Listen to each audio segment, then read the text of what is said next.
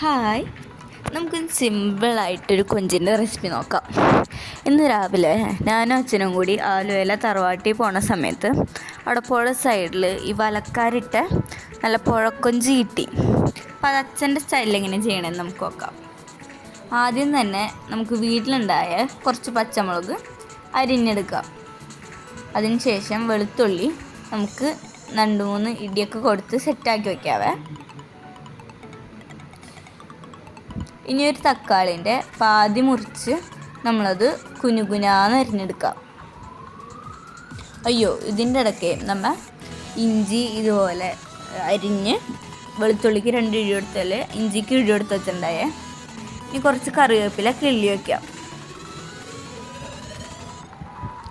ഇനി നമ്മുടെ മെയിൻ കാര്യമാണ് ഇതിൽ കൊഞ്ചിൻ്റെ നടുവേ കൂടെ ഒരു നാര് പോലത്തെ ഒരു സാധനമുണ്ട്. അത് നമ്മുടെ അടുത്ത് മാറ്റണം.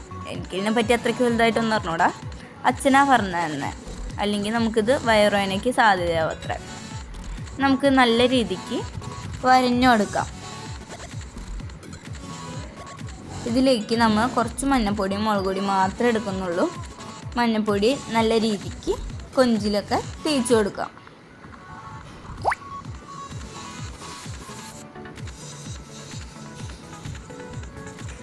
അതുപോലെ മുളക് പൊടിയും തേച്ച് കൊടുക്കുന്നുണ്ട്. മുളക് പൊടി ജസ്റ്റ് കളറിന് വേണ്ടി മാത്രമാണ് തേക്കുന്നത്. എരിവിന് വേണ്ടി നമ്മൾ പച്ചമുളകും അതുപോലെ കുരുമുളക് പൊടിച്ചതും നമ്മളിലേക്ക് ചേർത്ത് കൊടുക്കുന്നുണ്ട്.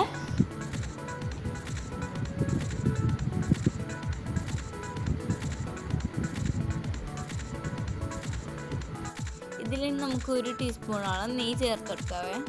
ഈ നെയ്യാണ് മെയിൻ ഹൈലൈറ്റ് ഇതിൽ. ആ നെയ്യ് കിടന്ന് കൊഞ്ച് റോസ്റ്റ് ചെയ്യുന്ന ടേസ്റ്റ് ഉണ്ടല്ലോ, സൂപ്പറാണ്.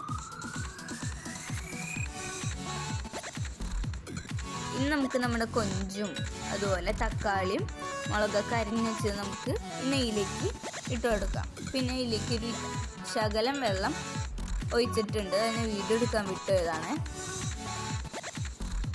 നമുക്കിതിലേക്ക് കുറച്ച് ഉപ്പ് ആഡ് ചെയ്ത് കൊടുക്കാം.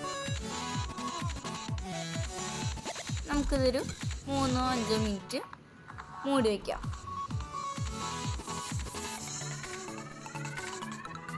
നമുക്കതൊന്ന് മറച്ചിടാം. കൊഞ്ച്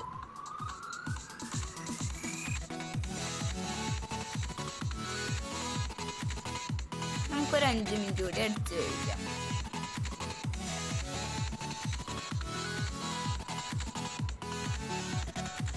നമ്മുടെ കൊഞ്ച് നെയ്യിലൊക്കെ നല്ല റോസ്റ്റായിട്ട് കിട്ടിയിട്ടുണ്ട്. നമുക്ക് ഇതിലേക്ക് ശകലം വെളിച്ചെണ്ണ ഒഴിച്ചു കൊടുക്കാം.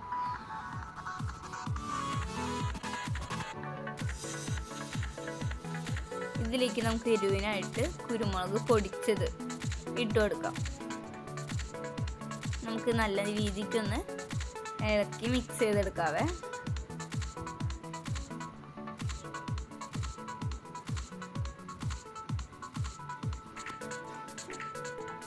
നമുക്കിനി പകുതി മുറിച്ച് നമ്മൾ ഇതിലേക്ക് എടുത്ത തക്കാളി മുറിച്ച് വട്ടനെ നമുക്കിതിൽ വെച്ച് കൊടുക്കാം. വേണമെങ്കിൽ മാത്രം വെച്ചാൽ മതി. പക്ഷേ ഇതാ നെയ്യിലിരുന്ന് കഴിച്ചപ്പോൾ സൂപ്പർ ടേസ്റ്റ് ആയിരുന്നു കേട്ടോ. നമുക്കിനി ഇത് പാത്രത്തിലേക്ക് മാറ്റാം.